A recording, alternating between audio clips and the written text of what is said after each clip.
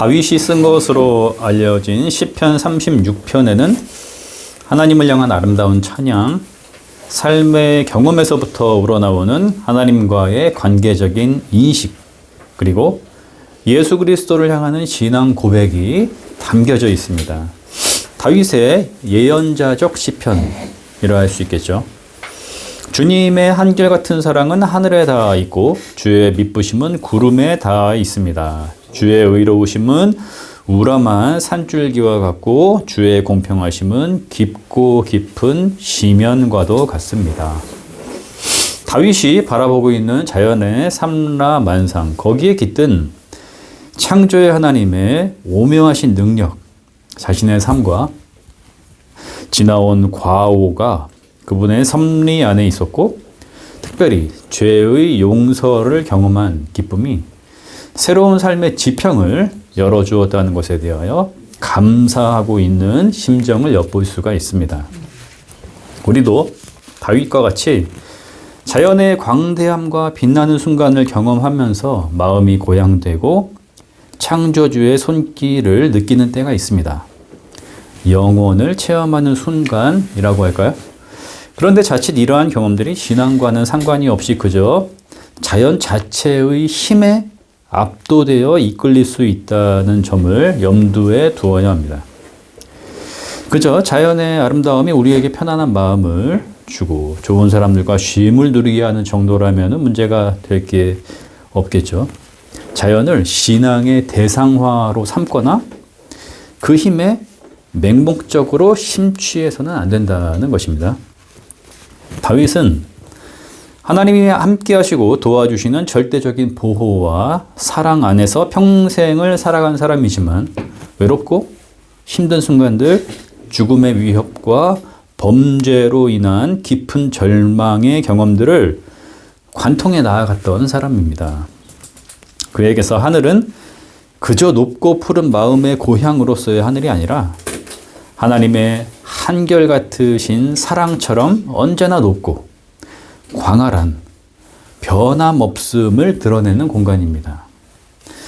우람한 산줄기와 깊은 바다의 시면도 하나님의 신실하심과 의롭다 여기시는 판결에 거짓 없으신 항구성을 느끼게 해주는 통로이죠.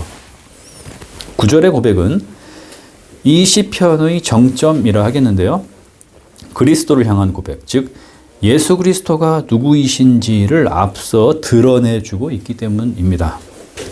주께는 생명샘이 있습니다. 우리는 주의 빛을 받아 환히 열린 미래를 봅니다. 복음서 혹은 바울 서신의 본문처럼 느껴지지 않습니까? 생명의 샘, 기쁨의 우물, 솟앤케 하는 물은 구약에서 이스라엘이 하나님을 향한 찬양과 고백, 영광을 담아내는 기도로서 자주 언급하고 있는 개념입니다. 찬양의 가사로도 잘 알려진 이사야 12장 2절에서 3절 개역개정으로 들어봅시다. 보라, 하나님은 나의 구원이시라. 내가 신뢰하고 두려움이 없으리니 주 여호와는 나의 힘이시며 나의 노래시며 나의 구원이심이라. 그러므로 너희가 기쁨으로 구원의 우물들에서 물을 기르리로다.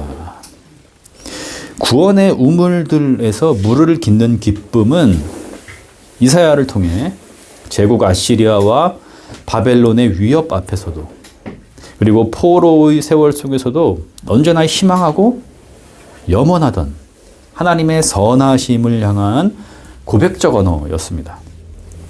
에스겔 47장은 바벨론으로부터 해방이 되고 하나님의 나라가 도래하게 될 그때에 성전 문지방으로부터 물이 흘러나올 것인데 그 강물이 바다로 흘러가 죽은 물이 살아나게 될 것이고 온갖 생물들이 소생하며 사람을 살리는 새로운 열매를 맺는 과일나무가 자라게 될 것이다. 예언하였습니다. 이러한 구약의 말씀들은 자연스럽게 초기 기독교 공동체가 예수 그리스도를 신앙 고백하는 언어로 이어지게 되고 주님은 마르지 않는 생수를 주시는 분, 십자가에서 우리를 향해 내어주신 몸이 생명샘이 되시는 분으로 증언되었습니다. 요한복음 4장에서 한 사마리아 여인은 한낮에 물을 깃기 위해서 야곱의 우물로 나아왔는데 유대인이셨던 예수님을 만나게 되죠. 그 샘에서 얻을 수 있는 물은 여전히 생의 질고를 지고 피곤한 한 인간이 잠시 목을 축일 정도의 물이었지만 주님은 그 여인에게 마르지 않는 생명의 물을 약속하십니다. 생명의 샘이 예수 그리스도 자신이셨기 때문입니다. 요한복음 6장에서는 오병이어 이적을 겪은 군중들이 주님을 왕으로 삼고자 하였는데 그 뜻에 부응하지 않으시고 하나님 나라를 선포하시는 이유 때문에 많은 이들이 떠나가는 장면이 나옵니다. 그때에 주님이 제자들을 향해 너희도 가려느냐 물으셨고 대표격인 베드로가 신앙의 고백을 전함으로써 믿음을 확증한 사건이 나옵니다. 영원한 생명의 말씀들이 주님께 있는데 우리가 대체 어디로 갈 수 있겠단 말입니까? 주님이 곧 마르지 않는 생명의 샘이라는 고백이었던 거죠. 이러한 고백은 초기 기독교 공동체의 주님을 향한 차원에서만 언급되지 않습니다. 우리 주님은 자신을 드러내신 방식으로 명확하게 이 개념을 언급하셨습니다. 요한복음 7장 37절 후반절에서부터 39절 전반절까지를 들어봅시다. 목마른 사람은 다 나에게로 와서 마셔라. 나를 믿는 사람은 성경이 말한 바와 같이 그의 배에서 생수가 강물처럼 흘러나올 것이다. 이것은 예수를 믿는 사람이 받게 될 성령을 가리켜서 하신 말씀이다. 나를 믿는다는 것은 막연히 예수님을 좋아한다거나 내 의지가 100%의 확신을 가진다는 말이 아니라 초기 기독교 공동체의 신앙 고백을 담고 있는 말입니다. 부활 신앙을 통해 예수 그리스도를 하나님이시며 주님이시다 고백하게 된 이들은 십자가 앞에 진실되게 나아가는 사람이죠. 물론 십자가 앞으로 우리를 이끄시는 주체는 주님이십니다. 요한복음 12장 32절에서 내가 땅에서 들려 올라갈 때에 모든 사람을 나에게로 끌어올 것이다 라고 말씀하셨기 때문입니다. 십자가 그 앞에 서게 되는 인간은 생수를 얻게 되는데 이 생수는 다름 아닌 하나님의 영, 생명의 영이신 성령이시라 성경은 증언하였습니다. 요한복음 19장 34절은 이것이 다만 영적인 차원에서 일어나는 비밀스러운 일이 아니라 그분의 육체가 십자가에 달리심, 즉 명확히 눈으로 볼 수 있는 사건을 통해서 드러났다는 점을 증언하였습니다. 그러나 병사들 가운데 하나가 창으로 그 옆구리를 찌르니 곧 피와 물이 흘러나왔다입니다. 주께는 생명샘이 있습니다. 이 부분을 간략히 정리해 봅시다. 다윗과 이사야, 에스겔의 입을 통해 이스라엘이 신앙 고백으로 붙들었고 내가 주는 물은 영생하도록 솟아나는 생수가 될 것이다 하셨던 주님의 말씀은 십자가를 통해 자신의 몸을 내어주심으로써 흘러나왔는데 우리를 죄에서부터 구원하시고 영원한 생명을 주시는 은혜가 명확한 현실이 된 것입니다. 성령이 그 마르지 않음과 영원한 생명의 보증으로서 부활의 빛으로서 우리를 채우고 있기 때문입니다. 본문은 또한 우리가 주의 빛을 받아 환히 열린 미래를 봅니다 라고 고백합니다. 빛은 창조의 하나님이 세상을 여실 때에 처음으로 드러내신 권능이며 창조의 완성, 곧 종말을 향해 나아가는 하나님의 주권과 영광을 드러내는 고백적인 언어입니다. 구약의 하나님을 이스라엘은 대면할 수가 없었지만 빛을 통해 그 영광을 표현할 수 있었죠. 출애굽에서 광야의 밤을 지키시고 길을 지정하시는 불기둥의 하나님. 다윗의 고백 시편 27편 1절 주님이 나의 빛 나의 구원이신데 내가 누구를 두려워하랴. 119편 105절 주님의 말씀은 내 발의 등불이요 내 길의 빛입니다. 에서도 찾아볼 수 있습니다. 산을 좋아하는 사람들은 야간 산행을 하기도 하는데요. 이때 꼭 필요한 것이 헤드랜턴입니다. 그것을 머리에 장착하고서 앞에 바위와 돌뿌리를 보며 나아가다 보면 길이 확실해지고 어느새 정상에 도달하게 되는 거죠.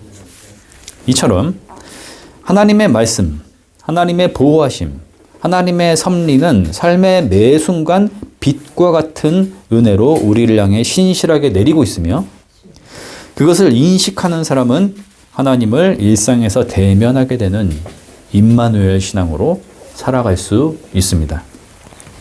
빛은 궁극적인 인류의 앞날, 이 세계와 만물의 종말, 곧 부활의 능력으로 다시 오실 예수 그리스도가 완성하실 영광스러운 미래를 담아내는 표현입니다. 부활의 증인들을 잡아서 옥에 가두기 위해 다메섹으로 달려가던 바울은 갑자기 하늘에서 환한 빛이 그를 둘러싸고 있음을 느끼게 되고 땅에 엎드려졌습니다. 십자가에 달리셨고 부활하신 주님이 빛으로 임재하셔서 바울을 만나 주셨는데 그 순간 바울은 새로운 삶, 영원한 생명, 인류와 세계가 희망하며 나아갈 참된 길을 찾을 수 있었습니다. 생명의 셈이 십자가의 주님, 그 몸으로부터 비롯되었듯 열린 미래로서의 참 빛이신 주님도 아버지이신 하나님으로부터 증언되시는 방식으로 우리에게 제시되었습니다. 변화산, 변모 사건이죠. 예루살렘 십자가로 나아가시기 위한 길을 결단하신 주님은 요한, 야고보, 베드로와 함께 기도하러 산에 오르셨는데 영광 중에 변모되셨습니다. 마태복음 17장 2절에 따르면 그의 얼굴은 해와 같이 빛나고 옷은 빛과 같이 희게 되었다라고 언급됩니다. 스포트라이트의 빛을 받때도 환하게 비춰지는 모습을 제자들이 보았다는 것이 아니죠. 여기서 말하는 빛은 초기 기독교 공동체가 예수 그리스도를 창조의 하나님, 무한하신 영광, 생명의 근원, 부활의 능력으로 다시 오실 종말의 하나님으로 인식했다는 것입니다. 즉 그분을 통해 생명의 비밀이 열렸다는 것이죠.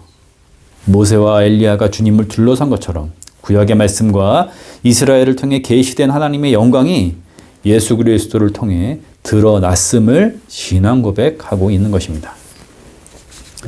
빛으로의 변모는 단지 주님 자신만의 영광을 보여주는 차원에 있는 것이 아니라 본문에서 다윗이 고백하듯 우리에게 환히 열린 미래를 보여주는 것이었습니다. 예수 그리스도를 믿는 그리스도인들은 또한 부활의 첫 열매가 되신 주님을 따라 빛으로, 다시 말해 영원한 생명을 덧입는 영광스러운 새 몸으로 변화될 것입니다. 우리는 예언이란 말을 오해해서 사용하곤 합니다. 미래의 일을 알고 싶은 욕망을 품은 언어로서 말이죠. 성경이 말하는 예언, 우리에게 열린 확실한 미래는 바로 이것입니다. 죄와 죽음으로부터 우리를 해방하신 하나님, 곧 예수 그리스도가 다시 오셔서 우리의 삶과 세계를 완성하실 것이며 부활의 빛으로, 즉 하나님의 영원하신 품으로 우리를 이끄신다는 것입니다.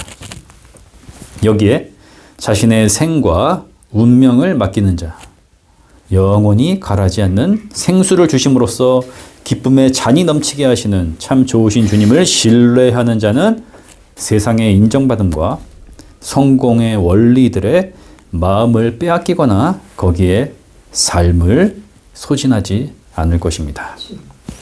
모든 지각에 뛰어나신 하나님의 평화가 그리스도 예수 안에서 우리의 마음과 생각을 지키실 것입니다. 아멘.